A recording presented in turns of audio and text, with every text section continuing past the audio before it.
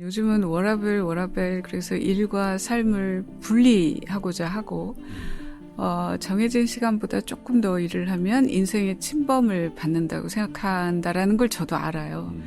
근데 제가 이제 한 40년 일을 해보니까 그 가장 많은 시간과 에너지를 쏟는 그 일을 붙들고 이걸 어떻게 하면 좀 더 잘해볼까, 제대로 해볼까 라고 하는 것이 어떻게 하면 좀 더 잘 살아볼까 라는 얘기와 이게 다른 얘기가 아니더라.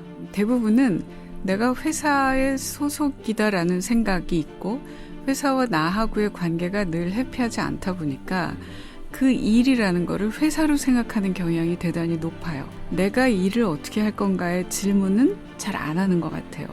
고용돼서 일하고 있는 회사라는 존재를 잠깐만 드러내면 내가 나의 일을 어떻게 대할 거냐. 그것이 나를 위해서 내가 일을 어떤 관점으로 보고 태도로 대하는 것이 장기전으로 나에게 더 유익할까? 이런 얘기를 적었습니다.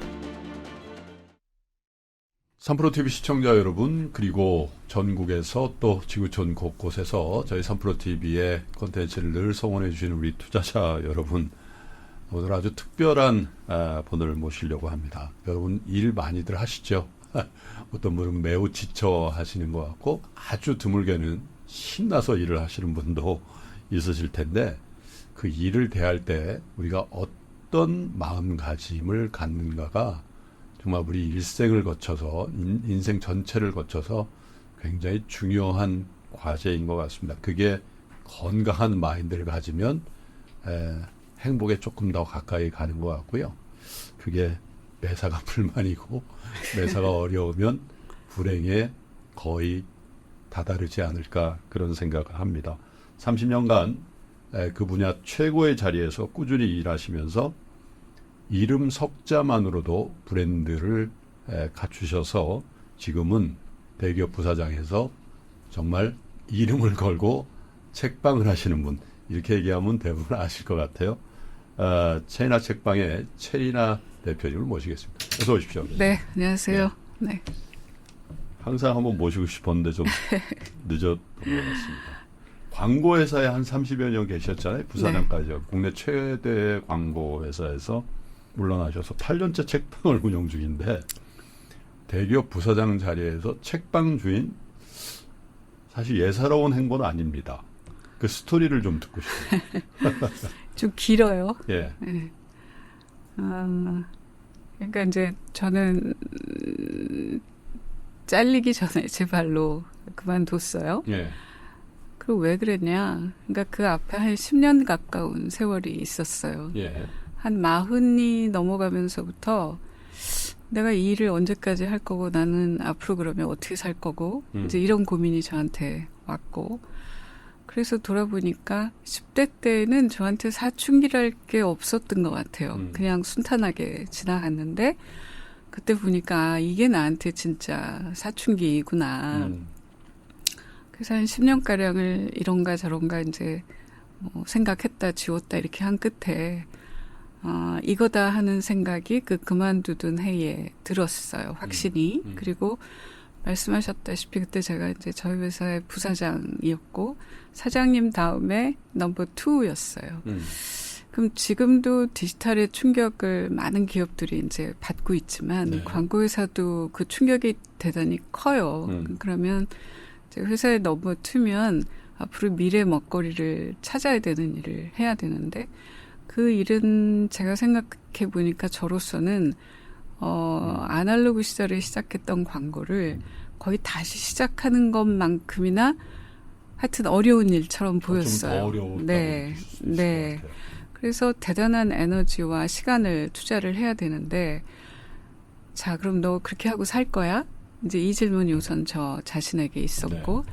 아니, 그렇게는 힘은 점점 빠져가고, 네, 그래서 그렇게 살고 싶지 않아라는 게 이제 한 축이 있었고, 또 한 축은 제가 평소에 조직 생활을 쭉 하면서 가졌던 생각 중에 조직이 겪는 비극의 큰 원인 하나는 네. 그 자리가 요구하는 역량과 거기에 앉아있는 사람의 역량이 일치하지 않을 때라고 생각을 해왔어요. 네. 그러면 이 디지털 시대를 맞아서 이런 일을 해야 하는 거를 그 자리는 요구하는데 나한테 그만한 역량이 있나?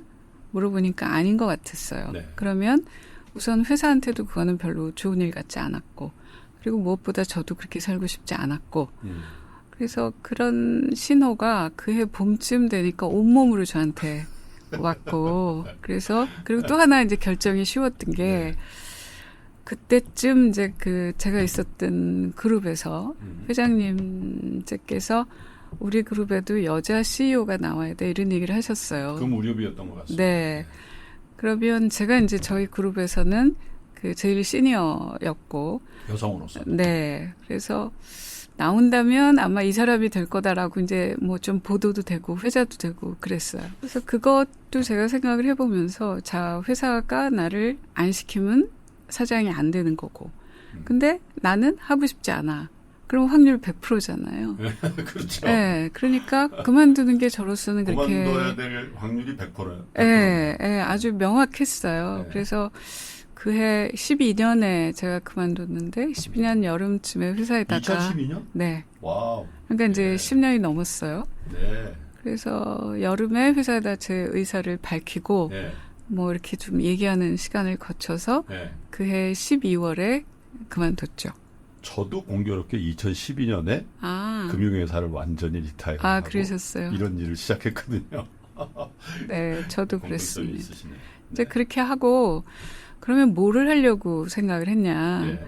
그러니까 가만히 돌아보니까 제가 책을 아주 많이 읽는 사람은 아니었지만 분명한 거는 책을 들고 앉아 있을 때가 좋았어요. 아하. 그 시간이. 그 중에서도 뭔가 이렇게 조각조각 알고 있던 거가 읽으면서 하는 순간들을 대단히 좋아한다는 건 분명했어요. 그래서 다행히 아직 나한테 지적인 호기심이 있구나. 그러면 나는 앞으로의 시간은 공부하면서 살겠다. 그리고 이제 돈은 부자는 아니지만 그래도 뭐 제가 뭐 명품 막 이렇게 휘감아야 되고 이런 걸 생각하는 사람은 아니니까 다행히. 그래서 저금해 놓은 거 가지고 아껴 쓰면 벌지 않아도 살 수 있을 것 같다. 그래서 앞으로는 학생으로 살겠어가 제 은퇴 플랜이었어요. 네. 그래서 이제 그만두고 한 1년여 있다가 실제로 대학원에도 갔고 그런데 그렇게 해서 한 2년쯤 이제 시간이 지났는데 제가 해피하지가 않은 거예요. 그래서 도대체 이 마음이 뭔가 내가 떠밀려서 잘린 것도 아니고 내가 내 계획에 따라서 내가 원하는 때에 나왔고 그리고 공부하고 싶은 마음에 따라서 갔는데 이게 왜 해피하지 않지? 그리고 봤더니 뜻밖의 다시 일하고 싶어 이런 마음이 제 안에서부터 이렇게 올라왔고 아니 이게 뭐야 내가 10년을 이렇게 해서 내린 결론인데 그리고 다시 그러면 일하고 싶다는 마음의 정체가 뭐니? 그러고 들여다봤더니 쓰이고 싶다는 거였어요. 내가 아직 할 줄 아는 게 좀 있는데 그걸로 좀 이렇게 뭔가를 해서 꼭 그게 돈이 되거나 큰 명예로 돌아오지 않더라도 쓰이면 내가 의미 있을 것 같아. 보람 있을 것 같아. 그러니까 저는 그런 게 꽤 중요한 사람이었던 것 같아요.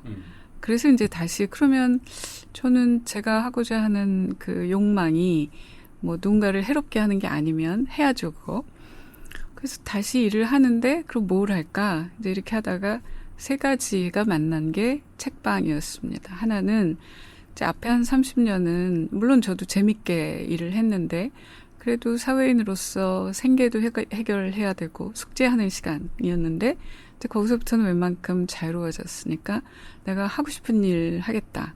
두 번째, 나만 재밌는 걸로 끝나지 않고 도움이 좀 됐으면 좋겠다. 세 번째는 안 해봤지만 왠지 할 수 있을 것 같아. 그 세 가지가 만난 게 책방이었습니다. 그래서 오늘날에 네. 아시는 분은 다 아시는 최인아 책방이 탄생을 했는데 시간을 조금 더 앞으로 좀 가볼게요. 네. 회사 생활을 처음 시작하신 게 몇 년도시죠? 84년 1월 5일에 시작했습니다. 그만두신 거는 같은데 출발은 저보다 좀 일찍 하셨네요. 근데 그때는 그 여성으로서의 대기업 직원 그렇게 흔치도 않았고 물론 이제 제가 말씀드리는 그 직원의 의미가 지금과 같은 남자 직원들과의 평등이라는 측면에서 참 흔치 않은 그런 직군이라고 할까요? 그랬던 것 같아요. 저도 92년도에 회사 들어가니까 네. 굉장히 차별적인 어떤 그런 대우를 저는 받았는데 저 더 좋은 성이란 측면에서 보면 더 좋은 대우를 받아요. 어땠습니까 그때는? 뭐 말씀하신 대로고요. 그때는 제가 있었던 회사뿐만 아니라 이 대한민국 사회 전체가 여자를 특히 일하는 여자를 대하는 그 시선 관점이 대단히 꼬지고 후졌었어요. 꼬지고. 네, 그래서 똑같이 대졸로 입사를 했는데 아예 사규의 떡하니 남자는 3급 15, 여자는 4급. 근데 4급은 2년제 초급 대학 출신들한테 주는 호봉이었어요. 그러니까 이제 시작부터도 그렇게 차이를 뒀고 그다음에 진급도 보니까 남자는 4년 있으면 대리, 여자는 7년. 이게 아주 이렇게 규정이 딱 있었을 때예요. 그런데 그러면 이제 제가 그 학교를 졸업하기 입사하기 전까지는 집에서도 학교에서도 별로 그런 차별 대우를 받지 않았어요. 근데 딱 이렇게 맞닥뜨리고 보니까 아 여자 남자가 같다라고 하는 것은 당위였구나. 내가 있었던 세상에서 현실은 당위가 아니구나. 이제 현타가 온 거죠. 근데 그나마 그랬음에도 불구하고 저는 제가 있었던 회사에 대해서 감사하는 마음이 지금도 커요. 애틋한 마음도 있고. 왜냐하면 그때 당시는 일부 외국계 기업을 제외하고는 대졸 여성을 안 뽑았어요. 제가 있던 회사도 들어가서 보니까 뭐 뽑지 말자 굉장히 논란이 많았다고 해요. 그 당시에는 뽑아놓으면 다 시집간다 뭐 어쩐다 이래가지고 하는데 그래도 한번 우리 뽑아보자. 그래서 이제 뽑혀서 들어가서 이제 분투가 시작이 된 거죠. 근데는 뽑혀서 들어가서 결혼하거나 출산하면 그냥 본인이 알아서 혹은 직장의 분위기가 그냥 그만두는 그런 분위기가 훨씬 더 컸죠. 그랬기도 했고요. 회사에서도 뭐 계약직으로 돌린다든지 그런 암암리 압박 같은 게 있었어요. 네. 근데 부사장까지 하셨어요. 분투기를 좀 듣고 싶네요. 그래서 이제 저도 처음에 뭐 이제 입사를 해서 그랬다는 걸 이제 딱 알고 뭐 회사에다 항의도 많이 하고 이랬는데 이제 돌아오는 대답은 전례가 없다. 그리고 이게 그룹의 규정이기 때문에 우리만 단독으로 못한다. 이제 이런 얘기만 계속 들었어요. 뭐 안 되는 이유는 100가지도 넘죠. 넘죠. 근데 하여튼 지금도 기억에 남아있는 게 전례가 없다. 그런데 이제 그해 제가 입사하고 한 반년쯤 지났을 무렵에 사장님이 바뀌었어요. 새로 오셨어요. 그래서 그 사장님께서 이제 전사를 다 돌면서 팀별로 간담회를 이제 한다고 공지가 나온 거예요. 그래서 제가 저랑 제 여자 동기 하나랑 둘이서 짰어요. 야, 우리가 그동안 인사팀의 부장님, 국장님한테 얘기해보이. 안 통한다. 우리가 언제 사장님을 만나겠냐. 이번이 기회다. 그래서 우리가 직접 얘기하자. 이제 이렇게 돼가지고 네가 이 얘기하고 내가 이 얘기하고 이제 둘이 이렇게 짰어요.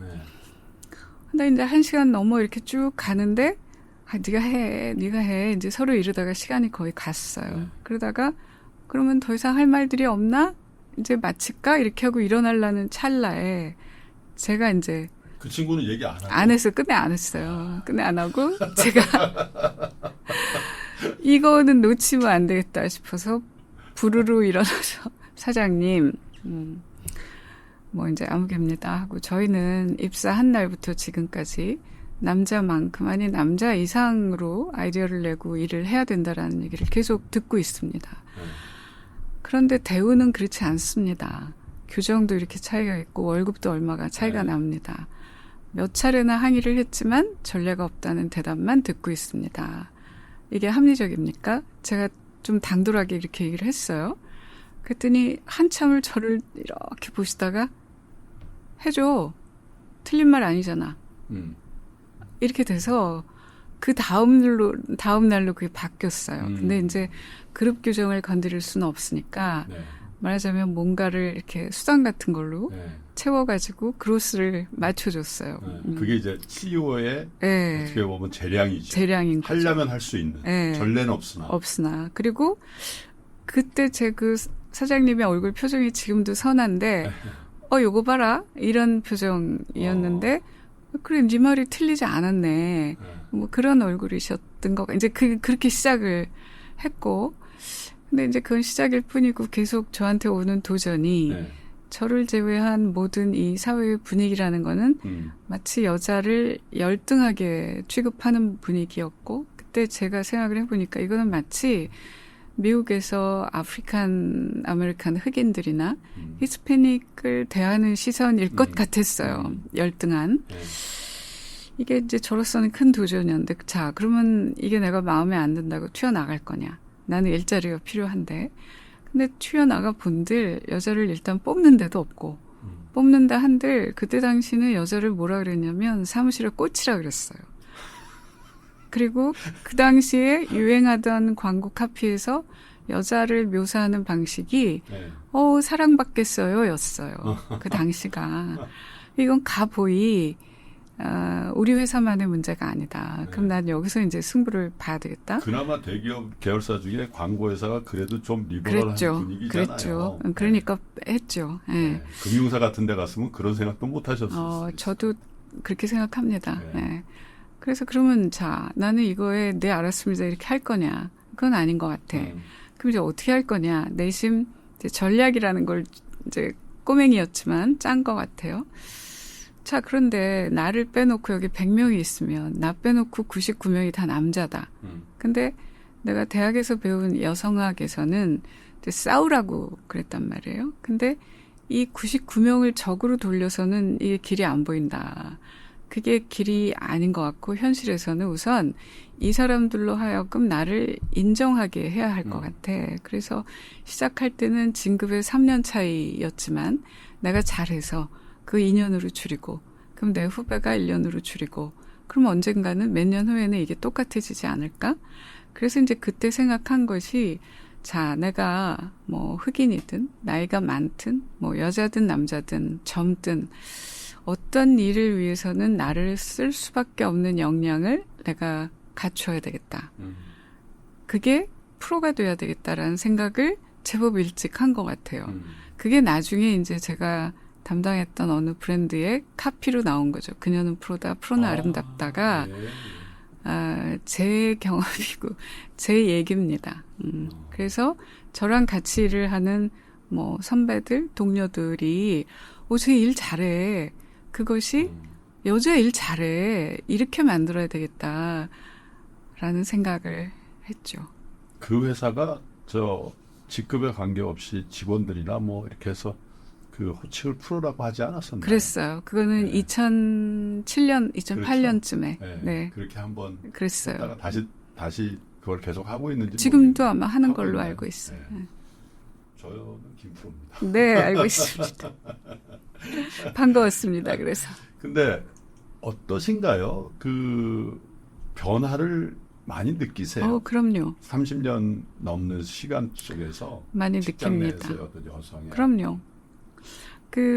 한 10년쯤 전에 나온 소설 중에 82년생 김지영이라고 예, 있죠.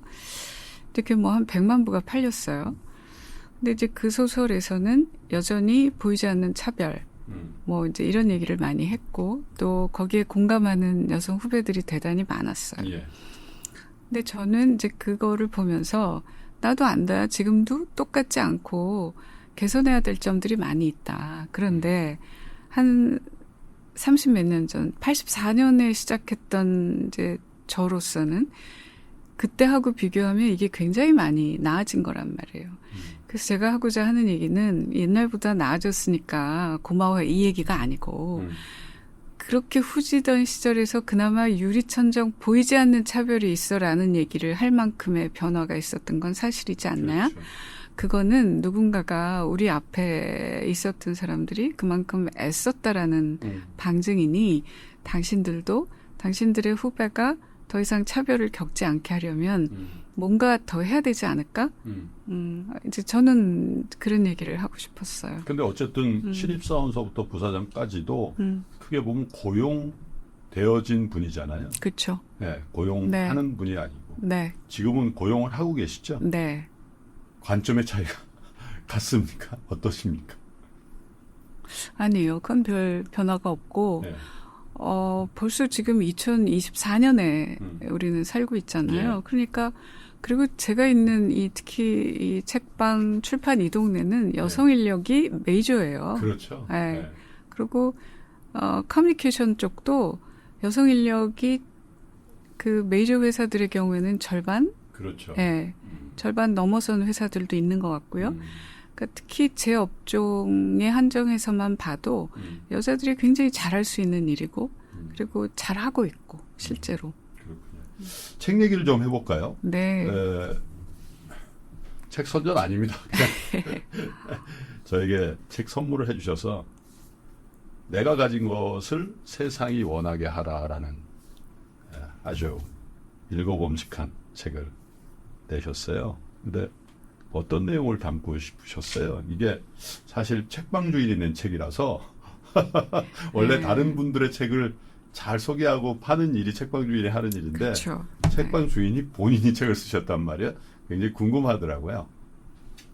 저로서는 두 번째 책인데요. 92년도에 첫 책을 냈고 예. 제목이 프로의 남녀는 차별되지 않는다. 그러니까 오직 그게 한이 맺혔으면 제목을 그렇게 했겠어요. 이제 이거는 제가 쭉 일을 해보니까 어떤 같은 걸 겪더라도 그거를 어떤 관점으로 보고 어떤 태도로 대하는가에 따라서 그 경험은 완전히 다른 게 된다. 근데 이제 일에 대해서 생각을 해보면 우리가 사는 동안에 어쩌면 가장 긴 시간 많은 에너지를 투여해서 하는 게 일인 것 같다. 그렇죠. 그러니까 아무리 맛있는 음식도 하루에 8시간씩 주 5일씩 내내 먹는 거 못한단 말이에요. 예. 근데 일은 계속 우리가 그렇게 하고 있어요. 그럼 인생에서 이 일이라는 게 굉장히 중요한 건데 이거를 우리가 어떤 관점으로 어떤 태도로 대하는 것이 우선 나에게 유익할까라는 게 이제 제 생각이고요. 네. 근데 이제 대다수가 어느 회사에 조직에 고용이 돼서 일을 하게 되는데 프리랜서도 계시지만 대부분은 내가 회사의 소속이다라는 생각이 있고 회사와 나하고의 관계가 늘 해피하지 않다 보니까 그 일이라는 거를 회사로 생각하는 경향이 대단히 높아요. 그렇습니다. 예. 그러다 보니까 내가 일을 어떻게 할 건가의 질문은 잘 안 하는 것 같아요. 이 회사 내가 언제까지 다닐까? 어떻게 하는 게 더 좋을까? 나하고 회사와의 관계를 일에 대한 생각에 전부로 놓는 것 같다. 네. 근데 그 이전에 물어야 될 것 같다. 나는 왜 일을 하고 일이 나에게 뭔지 이제 이런 질문들을 하다 보면 어떤 일을 우리가 해준다고 생각할 때 해준다는 태도로 대할 때 내가 내놓는 에너지와 내가 회사에 소속은 돼 있지만 이 일을 내 일이라고 생각하고 할 때 에너지는 굉장히 다르잖아요. 그런 얘기를 이제 말하자면 꼰대의 얘기를 그래서 저도 썼어요. 그 용어를 쓸 뻔했어요. 자칫 잘못하면 열심히 일해. 그 태도가 중요해. 너 그게 뭐니? 이렇게 얘기가 전개될 듯한 속칭 요즘 네. 많이 하는 용어로 꼰대스러움 그런 얘기를 담고 있는 책일까? 라는 생각이. 뭐 그렇게 보일 수 있어요. 그래서 책을 내고도 이제 내내 그거 걱정을 이제 했고요. 그런데 제가 도달한 생각 하나는 요즘은 워라밸 그래서 일과 삶을 분리하고자 하고 정해진 시간보다 조금 더 일을 하면 인생의 침범을 받는다고 생각한다라는 걸 저도 알아요. 근데 제가 이제 한 40년 일을 해보니까 그 가장 많은 시간과 에너지를 쏟는 그 일을 붙들고 이걸 어떻게 하면 좀 더 잘해볼까, 제대로 해볼까? 라고 하는 것이 내 인생을 어떻게 하면 좀 더 잘 살아볼까? 내가 좀 더 괜찮은 사람이 될까? 어떻게 하면 내가 성장할까? 라는 얘기와 이게 다른 얘기가 아니더라. 라는 발견에 도달한 거죠. 네. 예. 그러니까 근데 왜 우리는 지금 워라밸 해서 마치 1시간이라도 더 하면 내가 손해보는 것 같은 생각을 하게 됐을까? 그 중간에 회사가 있는데 그거를 나하고 회사와의 관계를 일의 관계의 전부라고 생각하기 때문에 이 일을 내가 이렇게 대하는 것이 나에게는 유익하지만 얘가 싫고 꼴보기 싫으니까 나 이거 안 할래 라고 하는 게 된 게 아닐까? 이제 그런 생각을 하고 있고요. 또 하나는 제가 이 책을 쓰면서 제 생각을 관통하는 화두가 하나 있는데 그게 시간이에요. 시간. 자, 그러면 이제 예를 들면 우리가 회사에서 윗분들이 법인카드를 주시고 자, 맛있는 것들 드세요로 우리 좋아하잖아요. 회사 돈으로 나가는 거니까. 자, 그렇다면 우리 월급 받고 일해요. 그러면 내가 하루에 출근해서 보내는 그 8시간, 9시간은 월급을 받고 일을 하는 거니까 그 시간은 내 인생에서 빼야 되는 건가? 회사 시간인가요? 그걸 만약에 회사 시간이라고 생각하면 그런 관점을 가지면 그거는 회사 일을 해주는 게 되는 거고 그러면 가급적이면 내가 일을 적게 하고 에너지를 적게 들이는 것이 가성비가 높아지죠. 그럼 거기서 뭔가를 조금 더 새롭게 해볼까 잘해볼까 이런 동기는 잘 안 나와요. 그렇겠죠. 네. 근데 제 질문은 그럼 그 시간은 당신의 인생에서 빼야 되는 거냐? 이게 제 질문이에요. 그리고 그럼에도 불구하고 이제 우리는 누구나 다 자아 실현에 대한 욕구가 있어요. 그런데 가만히 보니까 이 부캐라는 게 유행을 하게 되면서 예, 주 5일 월요일부터 금요일까지는 내가 돈을 벌어야 되니까 그거는 그냥 시키는 일 한다. 자아 실현은 부캐로 주말에 한다. 이런 생각들이 지금 많이 퍼져 있다.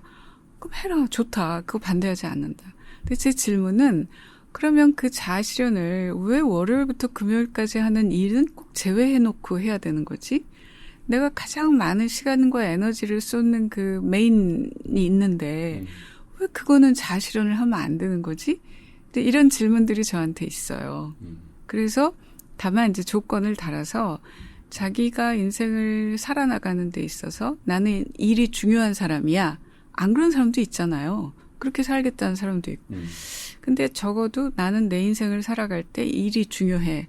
라는 사람이라면 자기 일을 제대로 잘해보려는 노력과 내가 조금 더 성장하고 괜찮은 인간이 되고 싶어. 라는 게 다른 트랙이 아닌 것 같아. 그러니까 나와 내가 지금 고용돼서 일하고 있는 회사라는 존재를 잠깐만 드러내면 내가 나의 일을 어떻게 대할 거냐. 그것이 뭐 회사를 위해서가 아니고 제 얘기의 시작과 끝은 회사를 위해서가 아니에요. 나를 위해서. 나를 위해서 내가 일을 어떤 관점으로 보고 태도로 대하는 것이 어차피 일을 한다는 건 장기전인데 장기전으로 나에게 더 유익할까? 이런 얘기를 적었습니다. 그렇군요. 근데 어쨌든 뭐 이 방송을 보시는 대부분의 90% 이상의 시청자 여러분, 투자자 여러분들이 다 일을 갖고 계시거나 그중에 또 상당 부분은 일을 부여받는 분들이시기 때문에 대표님도 오랫동안 경험하셨듯이 그 일이라는 게 자아 실현의 장으로서 작동할 때도 있으나 정말 헤어나오고 싶은 그 짐. 왜냐하면 모든 사람들이 그 일을 원해서 하는 경우는 거의 없잖아요. 그때는 본인이 원한 거라고 생각했지만 가서 보니까 나하고 맞지 않는 일임에도 불구하고 계속 하게 되는 경우도 많거니와 대부분의 경우는 호구주책 또 가족을 위해서 어쩔 수 없다. 다른 대안이 없어서 어쩔 수 없다라는 그런 생각들을 하게 되면서 그래서 결국은 자아 실현은 업무 끝나고 또 부캐는 주말에 이렇게 되는 것 같아요. 그래서 일의 본질을 바라보는 핵심을 정확하게 우리가 정립하고 있으면 그 고민이 좀 덜할 것 같긴 해요. 근데 아침에 출근할 때 다르고 퇴근할 때 생각이 달라서 제가 저도 이제 그렇거든요. 네, 제가 이제 이런 얘기를 드린다고 해서 그 얘기가 1년 365일 내내 그럼 이런 생각만 했을까요? 저라고 늘 이런 얘기를 한다고 그래서 늘 그 일을 해피하게 이게 나의 성장 이렇게 생각하지는 않았을 거잖아요. 그런데 줄기는 이런 생각이 저한테 자리 잡고 있었고 돌아보니 그게 저를 키웠던 생각인 것 같더라. 그리고 이제 저는 제 생각이 꼭 제 생각만 옳다고 생각하지는 않습니다. 다만 이게 당연하다고 생각했던 분들이 계시다면 이런 생각도 있을 수 있잖아요. 그렇게 해서 한 분, 두 분이라도 저 얘기에도 일리가 있다. 그래 주시면 좋겠고 또 하나는 사실은 책을 출판사하고 계약을 하고 내기까지가 7년이 걸렸어요. 근데 이제 저 내용은 제가 책을 쓰기 위해서 새로이 준비를 하거나 새로 자료를 찾은 게 별로 많지 않습니다. 그냥 일하면서 저한테 고여있던 생각들을 출력한 셈이에요. 왜 이렇게 오래 걸렸냐? 이렇게 써놓고 나면 꼰대 같은 거예요. 그래서 자기 검열. 그래서 치웠다가 또 이렇게 하느라고 이제 오래 걸렸거든요. 근데 그럼에도 써야 되겠다고 생각한 건 뭐냐면 요즘에 저는 이제 제가 했던 일이 생각을 뭘 쓰거나 말로 하는 일을 쭉 해서 이제 이 언어에 좀 예민한 편인데 가만히 보니까 근래에는 우리가 뭘 잘해보자, 최선을 다해보자 이런 얘기는 잘 안 하는 것 같다. 그리고 또 하나는 우리나라 사람들은 배달의 민족이기만 한 게 아니라 바람의 민족인 것 같다. 그래서 바람이 하나 A 바람이 불면 확 일로 갔다가 언제 방향이 바뀌면 또 그냥 다 일로 가더라. 근데 제가 가만히 보니까 요 몇 년 사이 우리 사회에는 애쓰지 마 바람이 불고 있는 것 같다. 그런데 그 장석주 시인의 대추 한 알이라는 시 있잖아요. 네. 저 대추 한 알도 저절로 붉어졌을 리 없다. 저 안에 천둥 몇 개, 무서리 몇 개. 저는 우리가 뭔가 하고 싶어, 뭔가를 이루고 싶어 할 적에 애쓰지 않고 이루는 법이 있는지 잘 모르겠어요. 그래서 과연 애쓰지 마. 그거 뭐 그렇게까지 해? 받는 것만큼만 해.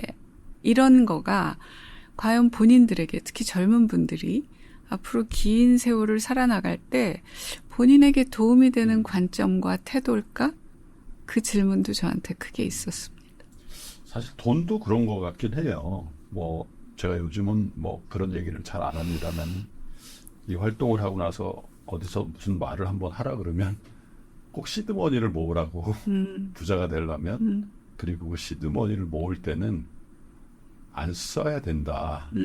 안 입고 뭐 안 입는다는 게 너무 잦은 옷에 대한 지출이나 너무 좋은 음식에 대한 지출 또 워라밸 여가 또 필수 불가결한 인간관계 외에 굳이 꼭 지금 만나지 않아도 될 사람들 간의 인간관계 자제를 감수하면서도 규모 있고 견고한 시드머니를 모으기를 권한 얘기를 몇 년에 걸쳐서 한 적이 있는데 사실 일도 어떻게 보면 그 어떤 터전을 만들 때까지 그리고 그 이후로도 그렇겠습니다만은 초기에 투자한다는 관점에서 그렇습니다. 뭔가 인정받고 자기의 영역을 확실히 할 때까지는 애써야 되는 건 사실인 것 같긴 합니다. 제가 이제 한 30년 광고를 하다가 지금은 책방을 하고 있는데 저 스스로도 한번 생각을 해봤어요. 내가 책방을 처음 하는데 이걸 지금 어떻게 하고 있나? 내가 예전에 그 30년 그 일을 하면서 월급 받으면서 훈련받은 거, 경험한 거, 그때 배웠던 것들이 이게 지금 미천이 되고 있구나. 그 인간관계들. 뿐만 아니라 일을 보면 어떻게 풀어가고, 이게 다 거기서 훈련받은 거이지 않겠어요? 네. 그래서 제가 후배들을 만나면 그런 얘기를 합니다. 우리가 일을 한다는 거는 실은 한편으로 네 자산을 쌓는 거다. 그 기회를 활용을 해서 아시겠지만 개인이 아무리 돈이 많아도 개인으로서는 갖기 어려운 그 기회들을 우리가 조지가 있으면 우리가 경험할 수 있는 게 많이 있잖아요. 그런 거 왜 안 찾아 먹나. 그러니까 제가 애를 쓴다는 거에는 그런 것도 포함이 돼 있고 그래서 제 질문 중에 하나가 일이 뭐냐? 물론 첫 번째 생계 해결입니다. 돈 벌어야죠. 근데 그걸로만 끝날 게 아니고 가만히 보니까 그 일 속에는 돈 말고도 들어있는 게 되게 많은 것 같다. 뭐 우리가 도전해보기도 하고요. 뭐 실패도 겪어보고 여러 가지가 있잖아요. 그러면 한 달 일을 하고 나서 월급만 가져갈래? 아니면 월급에다가 그런 기회까지 다 그러면 가질래? 그럼 후자가 남는 장사잖아요. 그게 애를 쓴다는 것과 같은 거 아닐까? 그렇게 생각하고 있습니다. 사실 그렇게 한 것 같아요. 기회가 균등하게 주어지는지에 대해서는 뭐 의무보호를 좀 남겨하더라도 본인에게 잠재적으로 주어져 있는 기회를 네. 애써서 다 찾고 있는지에 대해서는 네. 공감하는 부분이 있는 것 같네요. 그래서 제가 이제 제 캐치프레이즈처럼 된 문장들이 몇 가지가 있는데 이제 그 중에 하나가 태도가 경쟁력이다. 이런 질문이 저한테 어느 날 왔어요.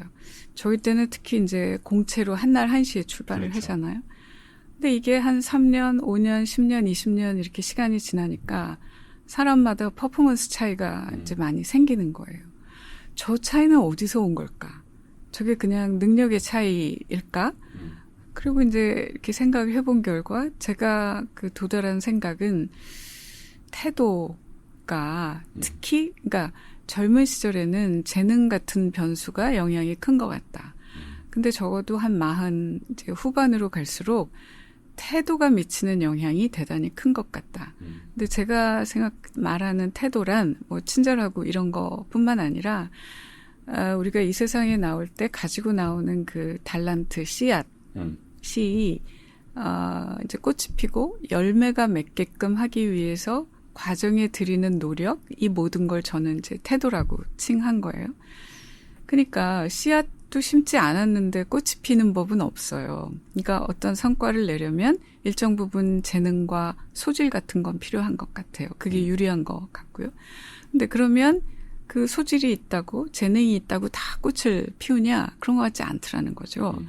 씨앗을 심었을 때 저는 똥손이라 많이 죽이거든요. 근데 거기에 물도 적절하게 줘야 되고 햇빛도 쏘여주고 뭐 그래야 되잖아요. 그렇죠. 그러니까 내 안에 잠재태로 있는 거를 실제로 퍼포먼스로 끌어내는 모든 것들이 태도다. 그래서 일을 어떤 태도로 대하는가라고 하는 것이 내 안에 잠재 역량으로 있는 거를 어떻게 하면 다 끌어내서 성취를 할 거냐. 이제 이런 생각을 담은 거죠. 저희도 그런 거 한번 경험해 보거든요.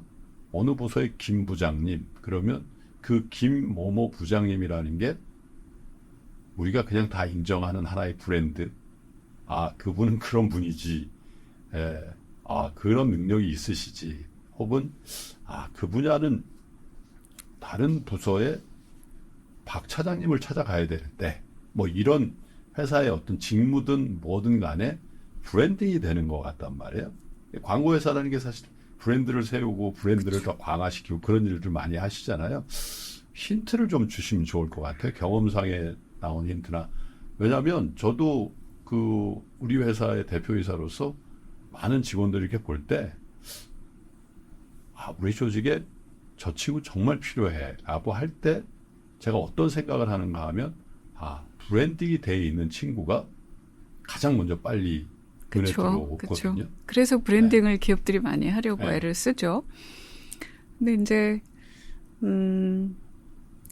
요즘에는 그 브랜딩이라는 말이 굉장히 이제 널리 퍼져서 마케팅이나 브랜딩을 업으로 하지 않는 분들도 관심이 대단히 높아요. 그렇죠. 그래서 이제 제가 많이 하는 얘기 중에 또 하나가 자기 자신을 뭐라고 인식하는 것이 장기전을 이제 치를 때 좋을 거냐, 나를 브랜드로 바라봅시다. 이제 이런 얘기를 안 그래도 제가 하고 있어요. 근데 그럼 제가 생각하는 그 브랜드라는 게 뭐냐? 우선은 전제가 장기전입니다. 브랜딩은. 그러니까 1, 2년 바짝 이래서 돈 벌어서 이제 나 그만해야지. 이거는 브랜드를 생각할 필요가 없어요. 기본적으로 브랜딩이라고 하는 개념은 X축을 시간, Y축을 성과라고 놨을 때 우상향을 하겠다라는 게 기본 전제입니다. 그 말인 즉슨 단기적으로 보면 후퇴할 수도 있다라는 걸 포함해요. 그러나 장기적으로 보니까 단기적으로는 이게 조금 손해이거나 더 힘들고 어렵지만 유리해. 이게 이제 기본 전제고요. 두 번째는 인식과 실체와의 관계를 이제 만들어가는 과정인데 많은 경우는 이게 70점을 어떻게 하면 90점으로 보이게 하지? 이에 관심을 쏟아요. 근데 실체와 인식 간의 괴리가 커지면 이거는 언젠가는 드러난다. 그래서 여기서 먼저 브랜딩을 생각할 때 먼저 고려해야 될 것이 가치라고 하는 개념이다. 가치. 그러니까 김프로님도 좋아하시는 이제 뭐 스니커스 같은 거를 비롯해서 뭐 옷도 그렇고 좋아하시는 브랜드를 한번 떠올려 보세요. 네. 그 왜 좋아하십니까? 그리고 때로는 그게 더 비싸도 그걸 사요. 경쟁 그렇죠. 브랜드. 왜? 그 밸류가 있거든요. 네. 내가 생각하는 이거는 이 브랜드는 이런 가치가 있어. 살만해. 그러면 내가 나 자신을 한 사람이 일하는 사람으로서 브랜드로 바라보자라는 제 관점은 나는 하나의 브랜드로서 고객이 기꺼이 선택할 만한 가치를 나는 내놓고 있나? 네. 라는 게 핵심이라는 거예요. 어떻게 보일까는 그 다음 문제인 거예요. 출발은 가치다. 그러면 나는 어떤 가치를 내놓는 브랜드가 될 거냐. 네. 그러면 일하는 사람으로서 내가 맡은 일이 뭐가 있을까요? 뭐 홍보가 있을 수도 있고 뭐 기획도 있고 뭐가 있잖아요. 그럼 나는 기획하는 사람으로서 어떤 밸류를 어떤 가치를 내놓고 있지? 그게 출발이 돼야 되는 거죠. 아주 성공한 케이스 같은 게 있을까요? 대표님 말고요. 동료들 중에 예를 들자면 있죠. 많이 계시죠. 네. 예를 들어서 하나 소개를 해주시면. 근데 왜 제가 그 소개를 해달라고 자꾸 차원을 드리냐면 네. 모든 직장인들이 그걸 원해요. 그렇죠. 사실 내 명함을 받았을 때 그분이시네요. 네. 라든가 네. 아니면 사내에서라도 혹은 관계사에서라도 그 무슨 부의 그 최 차장 아저씨 딱 그러면 대부분 다 알아듣고 대부분의 경우는 그게 호평일 경우가 그렇죠. 브랜드가 되는 예. 거니까. 네. 네. 그런데 아까 우상향이라고 하셨고 장기적인 관점에서 해야 된다라는 그 말씀은 100% 공감을 하는데 이게 우상향도 내려갔다 올라갔다 하면서 좌절의 구간에 있죠. 되고 있죠. 또 장기전 한다고 해서 그게 잘 안 된 케이스들을 우리 더 각인 효과가 있어서 오랫동안 이제, 했는데 예. 브랜드 반대쪽에 있는 사람들도 많잖아요. 제가 이렇게 말씀드리고 싶어요. 제가 그 성취의 그래프를 어느 날 이렇게 보니까 이게 계단식이더라. 그러니까 그 얘기는 그리고 이제 제가 혼자서 그냥 이런 생각하면서 잘 노는데 왜 시작했다가 그 포기하는 사람들이 이렇게 생기는 거지? 그러다 보니까 이게 성취 그래프가 계단식이구나. 네. 그 말인즉 어느 구간은 네. 내가 하는데 이게 되는지 안 되는지 알 수 없는 불확실성의 구간들이 계속 이렇게 중간중간에 있죠. 포진하고 있는 네. 거예요. 어쩔 때는 후진하는 거. 네. 그러니까 예를 들면 내가 다이어트 해야지, 뭐 영어 공부해야지, 뭘 해야지라고 시작을 했어요.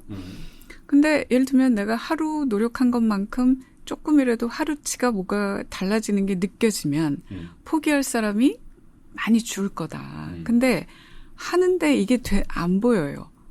그럼 사람이 머릿속으로 이게 되는지 안 되는지 알 수도 없는데 이거 계속 해야 돼? 네. 된다는 보장이 있으면 내가 하지. 근데 아시는 것처럼 보장이 있는 게 세상에 별로 없어요. 없죠. 그리고 네. 정기예금 금리는 대단히 낮아요. 그래서 제가 발견한 거 하나는 예. 우선 시작을 했는데 이루는 사람이 적은 거는 이렇게 불확실성의 구간에서 중도 포기 탈락하는 사람들인 거구나. 1차 탈락, 2차 탈락. 근데 저는 이제 제가 오늘 관점 얘기를 여러 번 하는데 이렇게 뭔가를 아는 거가 대단히 중요하다고 생각해요. 알면 통제력이 생긴다. 그래서 예를 들면 내가 시작을 했는데 이거 계속 해 마라. 맞아. 불확실성의 구간이 있다 그랬는데 내가 지금 거긴가 보다. 이거 조금 더 하면 계단식으로 올라가지 않을까? 자기 감정을 그렇군요. 조절할, 통제할 힘이 거기서 생기는 것 같아요. 제가 최근에 며칠을 제가 아주 좋아하는 후배들하고 또 선배 한 분하고 여행을 하면서 대화를 하는데 어떤 후배가 그런 얘기를 하더라고요. 그 친구도 굉장히 그쪽에서는 일가를 이룬 성공을 지는데 하나의 단점이라는 건 아니고 조금 아쉬웠던 게 건강관리를 좀 잘못 네. 하더라고요. 네. 이번에 만났더니 엄청 건강해진 거예요. 그래서 비결이 뭐냐 그랬더니 스트레스를 좀 컨트롤하게 됐어요. 그래서 어떻게 하는데 그랬더니 안 좋은 생각이 이렇게 들 때가 많잖아요. 네.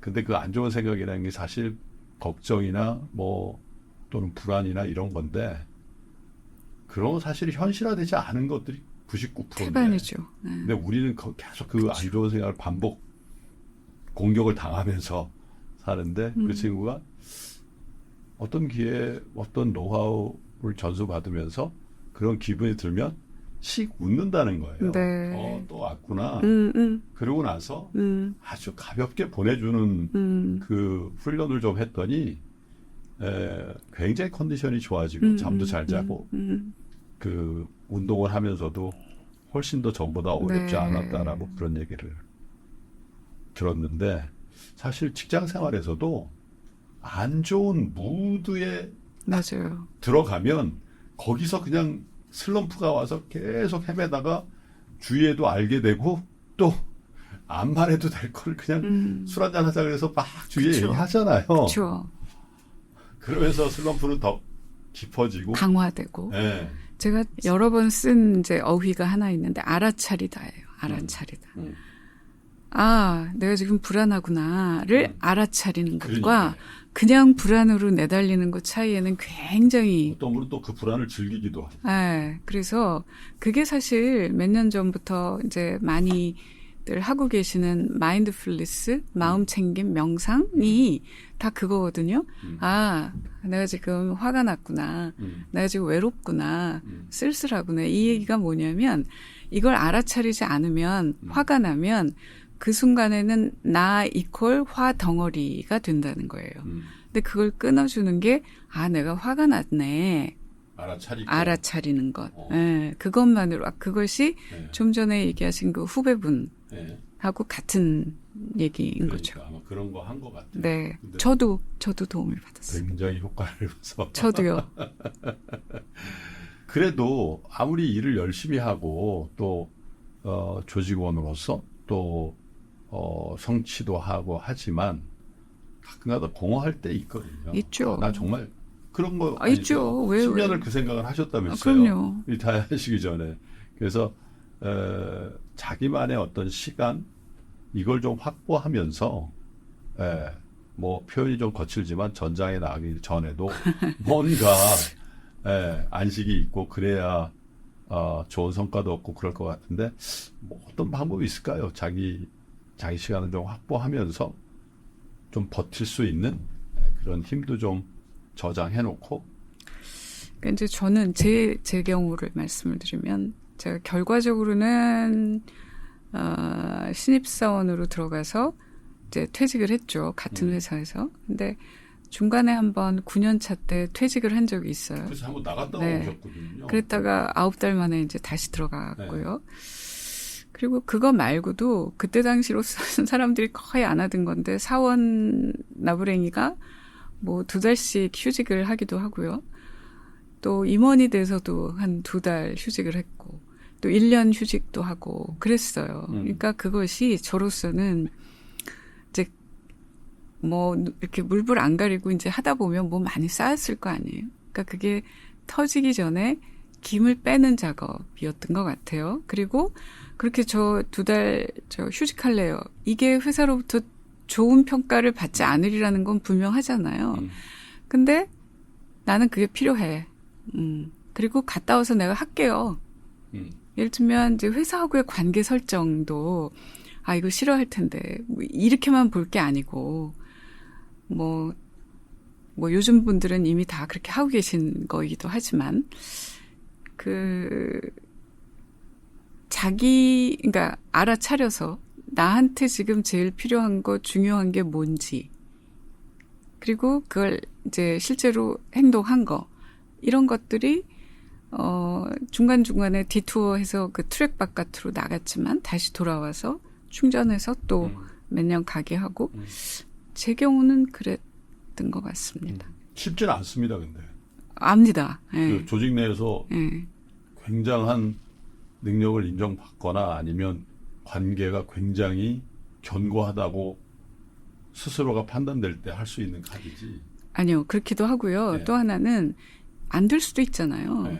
안 됐을 경우에 그건 내가 감당하겠어 하는 게 있는 거죠. 그러니까 예를 들면 저는 이런 마음가짐하고 통한다고 생각하는데 제가 이제 책방을 8년 하고 있는데 책방 하길 정말 잘했다고 생각합니다. 근데 이 얘기가 그러면 매일매일이 해피하다는 뜻이냐? 그렇지 않아요. 특히 이렇게 날이 추워졌는데 사람이 없으면 되게 쓸쓸해요. 그리고 코로나 3년이 있었잖아요. 힘드셨겠어요. 힘들었죠. 예. 그러면 이제 그런 때가 오면 문득, 내가 이거 어쩌자고 했지? 책은 그냥 내가 보고 싶은 거 사보고 좋은 카페 가서 커피 마시면 되는데 월세 내고 월급 주고 이거 어쩌자고 내가 이걸 했나 이런 생각이 들어요. 그러다가 제가 깨달았어요. 이게 세상의 이치구나. 그러니까 우리가 그 흔히 하는 고진감래라는 말 있잖아요.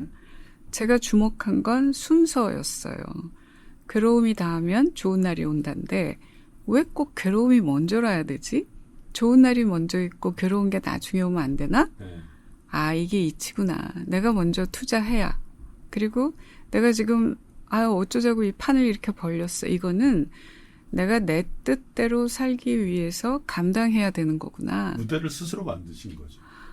저는 감당한다는 말을 쓰고 싶어요. 그러니까 나는 이거 하고 싶어. 근데 그것이 돈이 안 될 수도 있고 뭐 망하기 쉽고 혹은 내가 2달 휴직하겠어요 라고 했을 때 불이익이 있을 수 있고 그거는 제가 감당하는 거죠. 결과로 보면 저 사람은 임원을 하면서도 1년씩 휴직했어가 되는데 그 시점 매수 질르는 시점에서는 감당하는 거죠. 그만둘 생각을 하고 그때 당시는 40 중반쯤 된 여자가 갈 자리를 마련하지 않고 그만둔다는 건 저로서 굉장히 큰 모험이잖아요. 그렇죠. 근데 그렇게 감당하고자 했던 거라는 거예요.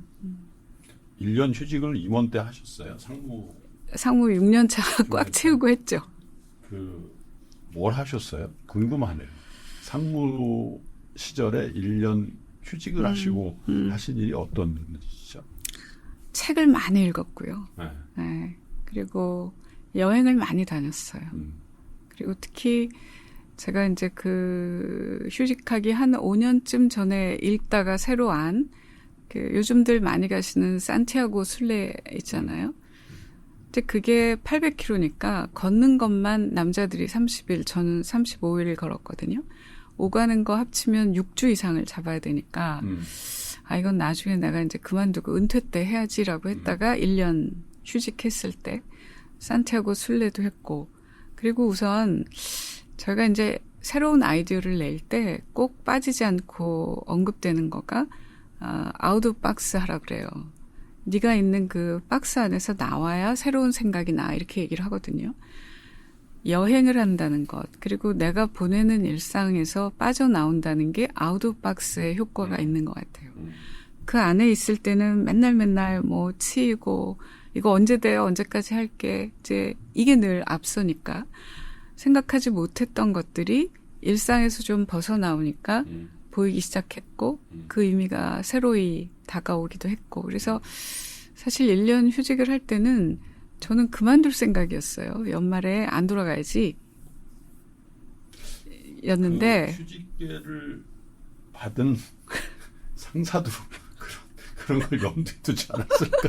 아마 사실은 그때 제가 그만두겠다 이랬는데 이제 회사에서는 이렇게 해서 1년 휴직을 해 이렇게 정리가 된 거였거든요. 네. 그냥 휴직을 하겠다고 하신 건 아닐 것 같은데 여쭤본 거예요. 그게 진심이었고 그때 왜 그랬냐면 이게 나이가 든다 늙는구나. 근데 늙는구나라는 거가 사실 보니까 이게 시간이 줄어들고 있다라는 뜻이구나. 그러면 우리가 하루하루 살아간다라는 거 시간이라는 거는 마치 꽃감꽃이에서 꽃감을 하나씩 빼는 거랑 흡사하구나. 시간은 줄어들기만 하니까요. 그리고 통장 돈으로 비유를 하면 지금은 다달이 월급이 꽃이지만 이제 더 이상 돈이 들어오지 않잖아요. 그러면 잔고를 가지고 살아야 되는데 그럼 그 돈을 아껴 쓸 거잖아요. 중요한 데 쓰겠죠. 근데 시간도 그렇게 줄어들기만 하는데 그럼 나는 시간을 그렇게 아껴 쓰고 있나? 이제 이 질문이 저한테 현타로 온 거죠.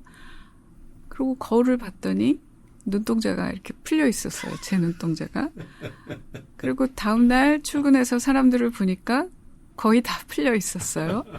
그러니까 그냥 아침이 되면 출근하고 오면 할 일이 늘 있으니까 하고 집에 가고 아 이거 끊어야 되겠다. 아 이렇게 살면 안 되겠다. 물론 돈도 중요하고 두렵지만 여기서 일단 끊고 아 나한테 어떤 일이 오는지 나는 거기에 어떻게 대응하는지 나를 한번 실험을 해봐야 되겠어. 이런 생각을 그때 했어요. 한 살이라도 젊을 때. 그래서 이제 그만두겠다는 생각을 했던 건데 1년 휴직으로 됐고 휴직을 받으면서는 죄송하지만 연말에는 오지 말아야지 였는데 이제 그런 시간을 보내면서 제가 받은 게 많았고 앞으로의 시간을 어디서 누구와 어떻게 보내야지라는 게 그 1년 동안에 다시 정리가 됐어요. 그래서 다시 돌아갔고 6년을 더 일했죠. 그렇군요. 지금은 행복하신가요? 네, 좋습니다. 부담이나 뭐 스트레스나 이런 게 광고회사 직원 임원 부사장을 할 때 하고는 차별화된 건가요? 스트레스가 전혀 없지는 않으실 것 같아요. 좀 덜한 것 같아요, 오히려. 저희가 두 사람 동업이거든요. 그래서 그런 뭐 숫자라든지 살림살이는 저희 동업자가 맡고 그러시군요. 은연중에 부럽습니다. 뭘 만들어내고 이거는 이제 제가 하고 네. 그래서 그런지 그때보다는 스트레스가 덜한 것 같아요. 그리고 제일 저한테 컸던 건 제가 처음 이제 책방을 열고 한 서너 시까지 뭘 앉아서 그러니까 문 닫고 집에 와서 한 서너 시까지 앉아서 뭔가를 이렇게 하다가 자고 이제 이렇게 됐어요. 근데 그때 저를 제일 신나게 했다는 게 한 게 뭐냐면 내가 생각한 대로 그냥 하면 돼. 그러니까 광고회사는 대표적인 을 업종이거든요. 클라이언트가 있잖아요. 그러니까 저한테 좋은 아이디어가 있으면 그거를 프레젠테이션을 해서 그분들이 좋아요라고 해야 그게 제작이 돼서 미디어에 실리는 거거든요. 근데 지금은 제가 뭐 설거지를 하든 운전을 하든 이거 재밌겠다 하면 되는 거예요. 그러니까 한 30년 을 생활을 했기 때문에 그런 게 저한테 굉장히 큰 기쁨이었던 것 같아요. 내 생각대로 내가 원하는 거 이거 아닌 것 같아라 그러면 안 할 수 있는 자유가 있다라는 것이 말하자면 돈하고 바꾼 거죠. 그거. 한 번 리타이어를 하셨어요. 그죠? 네. 2012년도에. 두 번째 리타이어를 계획하고 계신가요? 아니면 이거 끝까지입니까? 잘 모르겠어요. 지금 좋으시네요. 네. 괜찮습니다. 네. 최인아 책방은 어떤 지향점을 가지고 책방을 여셨고 또 앞으로 최인아 책방은 어떤 방향성을 가지고 독자들과 혹은 대중들과 만나실 계획을 갖고 계신지요? 저희가 책방을 합시다라고 하고 오픈할 때까지 8개월 준비 시간을 가졌어요. 그때 제가 제일 공들여서 했던 것이 다시 한번 나는 왜 이 책방을 하는가, 그리고 우리 책방은 왜 존재해야 하는가, 그리고 사람들은 세상에 책방이 많은데 왜 우리 책방에 와야 하는가, 한 번이 아니고 계속 오게 할 거냐라는 질문에 답을 찾는 거였어요. 저는 좋아서 시작을 하지만 이게 뭐 1, 2년 했대 이렇게 하고 끝나지 않으려면 찾아주는 사람이 있어야 되는 거죠. 그렇죠. 그게 가치예요. 그리고 존재의 이유입니다. 아까 말씀드린 브랜드의 핵심이죠. 그걸 제 책방에다가 이제 적용을 하면서 답을 찾은 거였어요.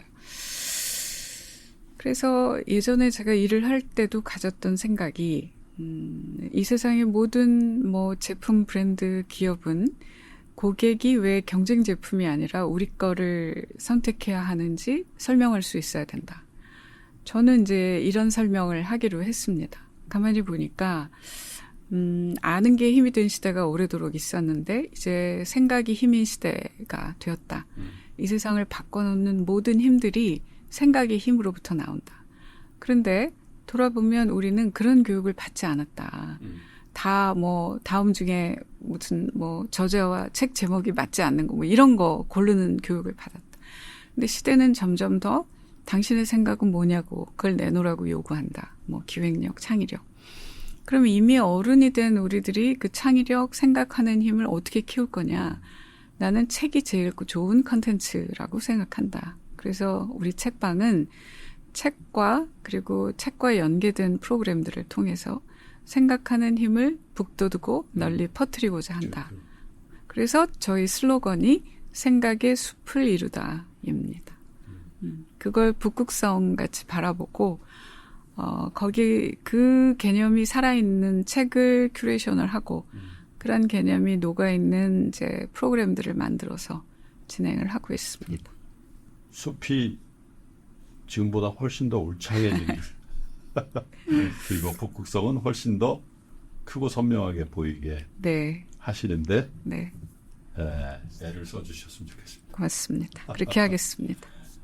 그 서점에 이런 종이책만 파시나요? 전자책도 파시고 듣는 책도 파시나요? 아니요, 저희는 종이책만 하고 있어요. 제가 한 가지 비즈니스적인 관점에서 하나 네, 권해드릴까요? 네, 네, 듣는 책을 파십시오. 그리고 네, 최인하 대표님께서 책을 읽으시면 네.